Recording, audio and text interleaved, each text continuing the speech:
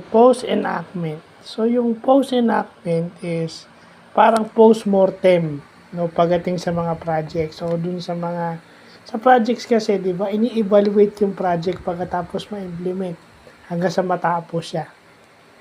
So, pag sinabi mong post-enactment, yun yung pasado na yung batas, effective na yung batas, ibig sabihin umiiral na siya, meron na siyang implementing rules and regulation.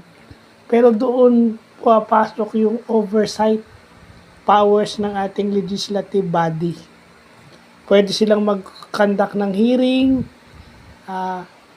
magtanong-tanong sa mga government agencies involved, at kung involved ang local government dyan, tinatanong, di ba?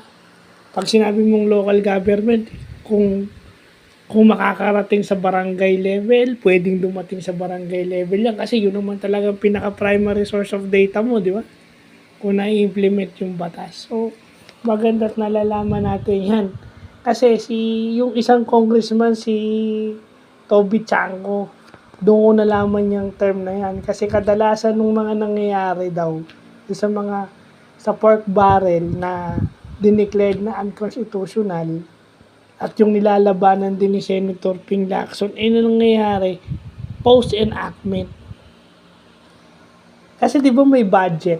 So, hindi mo pwedeng galawin yung budget eh. So, ano yung ginagalaw mo? Yung pork, yung discretionary funds.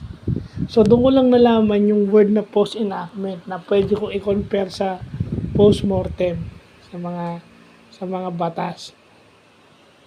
So yun, at least meron tayong bagong natututunan na sa batas na ginagamit ng ating mga senador at